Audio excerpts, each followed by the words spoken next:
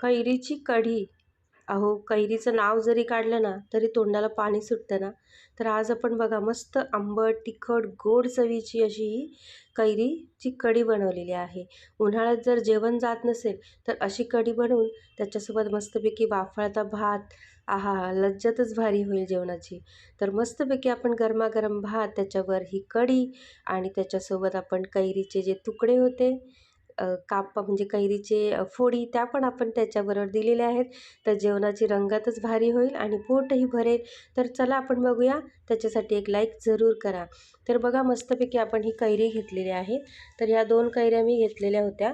या म्हणजे एकदम कच्च्या आणि कोवळ्या कैऱ्या आहेत बघा. ह्याच्यातली मी एकच कैरी वापरणार आहे. या कैऱ्या मी स्वच्छ धुवून घेतलेल्या आहेत, स्वच्छ पुसून घेतलेल्या आहेत आणि ह्याचे जे वरचे साल आहे ते आपल्याला पूर्णपणे काढून घ्यायचे आहेत. तर ह्या प्रकारे आपण जसं बटाटा सोलतो त्याप्रमाणेच ही कैरी आपण वरचे जे साल आहे ते सगळे आपण काढून घेणार आहोत. स्वच्छ अशी पांढरी करून घेणार आहोत. तर ही साल बघा मी काढून घेतलेली आहे. आता या एकाच कैरीचे मी फोडी करणार आहे एकदम बारीक-बारीक. ही कवळी होती कैरी, ह्याच्यामध्ये बाटा असा जाड नव्हता, एकदम कवळा होता. तर बघा मधून पण मी चिरून दाखवते आहे. बघा ह्याचे असे कवळा असा बाटा निघून घेतलेला काढलेला आहे आपण. तर आता ह्याच्या आपण अशा फोडी करून घेऊया. एकदम बारीक-बारीक अशा फोडी करणार आहे मी आणि पूर्ण बारीक-बारीक फोडी केल्या, की आपल्याला हे मस्तपैकी ना कुकरमध्ये आपण वाफवून घेणार आहोत, म्हणजे उकडून घेणार आहोत कुकरमध्ये. खूप छान लागते ही कैरीची कढी. तुम्हाला जर जास्त प्रमाणात घ्यायची असेल, तुम्ही दोन्ही कैऱ्या वापरल्या तरी चालेल. तर मी एकच कैरी वापरली बघा. हे अशा फोडी केलेल्या बारीक आणि कुकरमध्ये थोडंसं पाणी टाकून आपण हे वाफवून घेणार आहे. 2 शिट्ट्यामध्ये मस्त पूर्ण गाळ होतो या कैरीचा आणि मस्त आपण ही वाफवून घेणार आहोत. 2 ते 3 शिट्ट्यांमध्ये लगेच होऊन जातं. तर आता कुकरला आपण लावलेलं आहे तोपर्यंत आपण वाटण बनवून बघणार आहोत. आपण ह्याच्यासाठी एक वाटण करणार आहोत. तर मी नारळ घेतलेला, ओला नारळ आहे. त्याची जी पाटची जी काळी पाट असते, म्हणजे ही काळी पाट असते खोबऱ्याची, ओल्या नारळाची, ती पूर्णपणे काढून घ्यायची आणि असे सफेद नारळ आपण पूर्णपणे घेतलेला आहे, नारळाचे तुकडे. आणि हे 1 चमचा मी बेसन घेतलेला आहे. तिखटासाठी मी 5-6 मिरच्या घेतलेल्या आहेत, लसूण घेतलेला आहे, अद्रक पण घेतलेला आहे आणि कोथिंबीर घेतलेली आहे. तुम्हाला जर बेसन पीठ नसेल वापरायचं कढीमध्ये, तर तुम्ही तांदळाचं पीठ वापरलं तरी चालेल.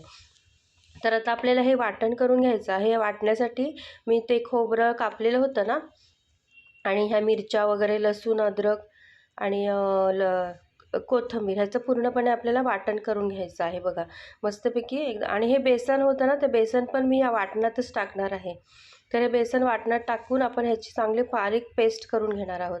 तर पेस्ट झालेली आहे बनवून आणि आता कुकरचं पण आपण जी कैरी वाफवायला ठेवलेली, ती कैरी पण बघा पूर्णपणे अशी गाळ झालेली आहे, शिजलेली आहे पूर्ण बघा.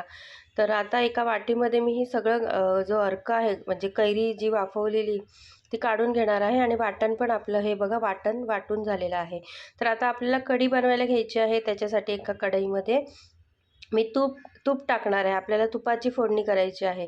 तर तुपाने कढीला खूप छान चव येते. तर तुम्ही जरूर तूप वापरा. हे गाईचं गावरान तूप होतं.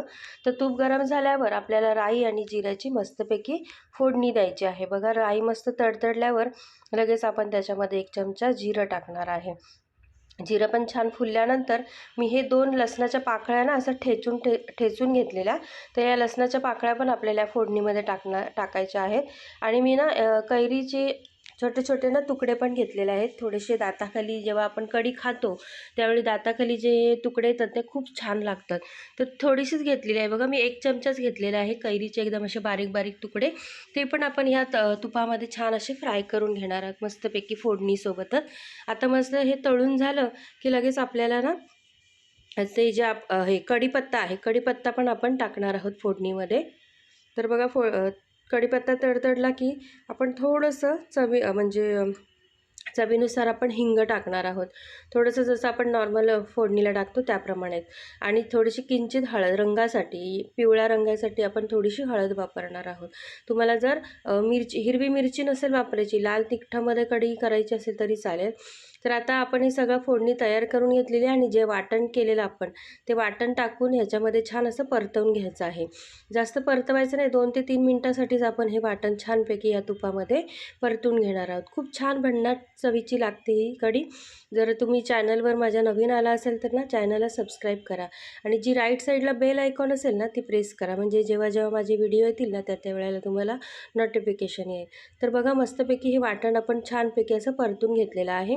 आता जो आपण कैरीचा गर बनवून घेतलेला होता, शिजवून घेतलेला होता, तो गरही याच्यामध्ये टाकून मस्तपैकी असा मिक्स करून घ्यायचा आहे.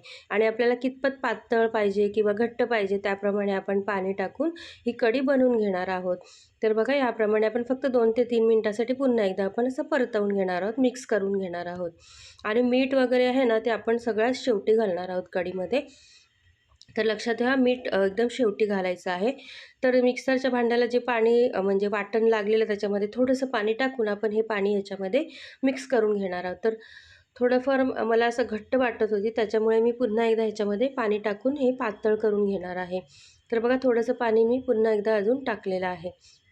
तर या प्रकारे आपल्याला कितीपत पातळ पाहिजे, घट्ट पाहिजे त्याप्रमाणे आपण पाणी टाकून हे बनवून घेऊ शकतो. तर आता आता आता आपल्याला आहे ना उकळी आणून द्यायची आहे.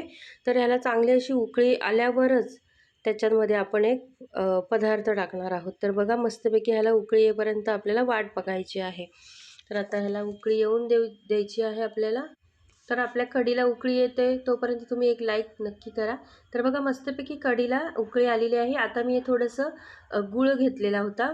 थोडासा तुकडे-तुकडे म्हणजे गूळ असं तुकडे करून घ्यायचा आहे. तर गुळामुळे ह्या आपली आपली ही जी कढी आहे तिला खूप छान टेस्ट येते. तर गूळ जरूर वापरा म्हणजे आंबट, तिखट, गोड चवीची ही कढी खूप खूप अप्रतिम लागते. उन्हाळ्यात पोटाला थंडावा मिळण्यासाठी अशी कढी आठवड्यातून 2 ते 3 वेळा तुम्ही नक्की बनवू शकता. तर बघा मस्तपैकी गूळ आपल्याला पूर्णपणे वितळून द्यायचा आहे, म्हणजे मिक्स करून घ्यायचं आहे ह्याच्यामध्ये. आणि पुन्हा एकदा आपण 2 ते 3 मिनिटासाठी पुन्हा छान अशी उकळी काढायची आहे. जास्त उकळी काढायची नाही, नाहीतर कढी फुटू शकते. तर बघा सर्वात शेवटी आपण हे मीठ टाकणार आहोत. गूळ आणि मीठ हे सगळ्यात शेवटी टाकायचं ज्या वेळेला आपल्याला उकळी येते कढीला. आणि गॅस बंद करायचा 2 ते 3 मिनिटाआधी आपण गूळ आणि मीठ हे टाकणार आहोत.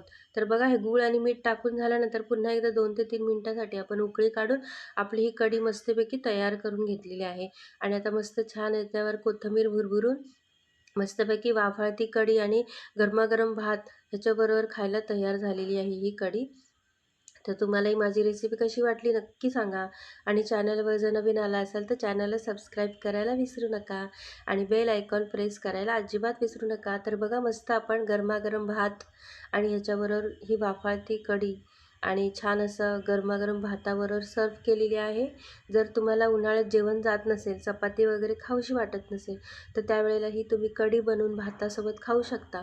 खूप छान अप्रतिम असं कॉम्बिनेशन आहे. आणि कोकणात हा पदार्थ नक्की बनवला जातो आठवड्यातून 3 वेळा. खूप छान लागते ही. तुम्ही नक्की एकदा जरूर करून पहा. आणि कशी वाटली तुम्हाला ह्याची चव हे मला कळवायला अजिबात विसरू नका. तर बघा त्याच्याबरोबर आपण मस्तपैकी ह्या कैरीच्या ज्या फोडी आहेत त्या पण दिलेल्या आहेत. आता उन्हाळ्यात भरपूर प्रमाणात अशा कैऱ्या येत आहेत, तर त्याचे वेगवेगळे आपण पदार्थ बघणारच आहोत. तर ही कढीची रेसिपी तुम्हाला कशी वाटली नक्की सांगा. आणि गरमागरम भाताबरोबर आपण खायला तयार आहोत. तर चला तुमच्या सगळ्यांचे खूप खूप धन्यवाद. श्री स्वामी समर्थ. तुम्हाला आजचा दिवस खूप शुभ जावो ही स्वामीचरणी प्रार्थना.